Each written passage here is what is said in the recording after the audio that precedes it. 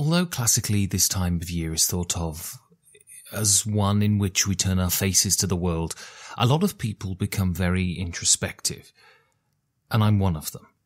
So I put a few thoughts together on the year that has just gone, my year in gaming and my thoughts on it, and I do warn you, I don't think I say the word penis once. It's not until you've suffered wounds that you realise the veracity in the aphorism, time heals all wounds. Indeed, there is no ailment that you can labour under that time won't obliterate completely, given time. There is a fault in our circuitry, a soldering error that can result in the whole system catching fire and burning the house down. The fault is our inability to see the future as anything but an abstract concept. Our conception of our future lives resides in the same space as Count Fosco, Frodo Baggins and John Wick, a comforting story or a fear-drenched nightmare. We nod and talk about the future, but really it is the present we see, the moment, as eternal and unyielding and as unforgiving as that implies.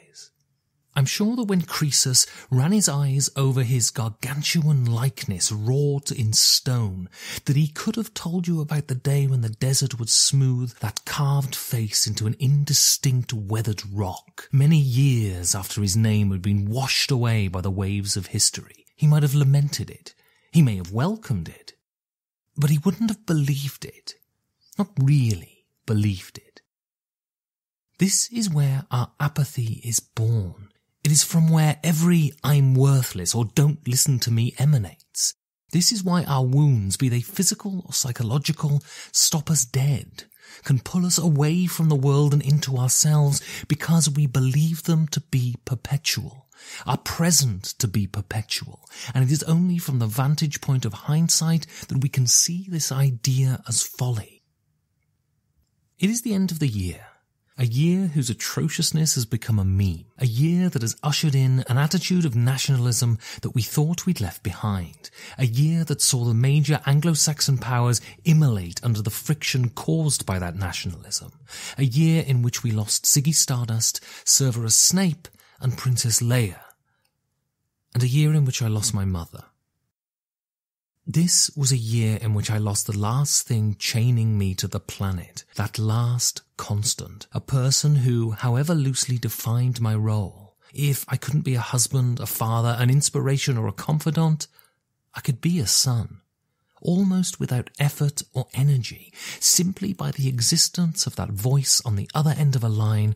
I was given three-dimensionality. 2016 is a year in which I lost my definition. This, here, highlights the flaw in our construction, this central false belief, the idea of the perpetuity of the present can kill us. It almost did with me.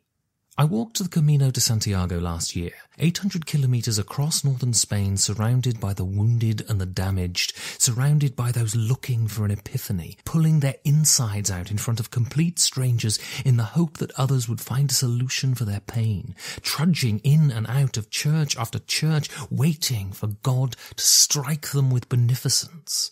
In the end, the solution was there every day, intrinsic in the very act of coming to the end of the pilgrimage. The lesson the Camino teaches is to plod on, one step at a time, and before you know it, the present's behind you, crystallized into the past. This is the lesson I forgot this year, as I lay on my back looking up at my ceiling, facing my untethered life, so subsumed in the present that the future had even ceased to be an abstract. It had become nothing. Grief is often described as a wave, and the description is apt because grief submerges you. You flounder in grief, and grief can drown you. What is needed is a life jacket, a friendly current, a piece of driftwood to grab onto. I grabbed onto games, and it would be hyperbole to say that games saved my life, but they certainly lent me some buoyancy. I truly believe that our love of ourselves lies in other people, that the space between us crackles with the electricity that powers us, that being in the same room with other people wrenches us out of the morass of our own brains. This year, games offered me a buoy floating in the mists that led me into calmer waters. It may have been, and may still be, a temporary reprieve, but the sheer consistency of games offered me that calm when I needed it. It is the games, too. No particular titles or genres, but the games are a conduit to the people and a bulwark against naked vulnerability. The podcast and the necessity to play games to review, the need to sit opposite my co-host and be puerile, the obligation coupled with the desire to play these games pulled me into the world and held me there. And when I felt that wave crashing over me, I could look down. I could plan a move. I could tweak a strategy. I could take myself into myself until the wave broke, and there were no looks of awkwardness or pity. And then I could engage again. The future is still an abstract for me.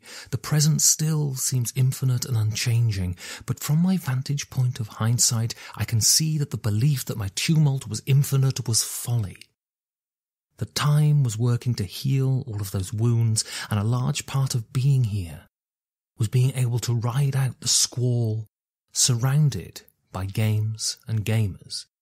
Being able to diminish my grief and let time work its mercies, and so at the end of a year in which I lost my definition, I enter a new one in which I can start to rebuild it, and in which, with much hope, the perpetuity of the present is something to revel in and not revile.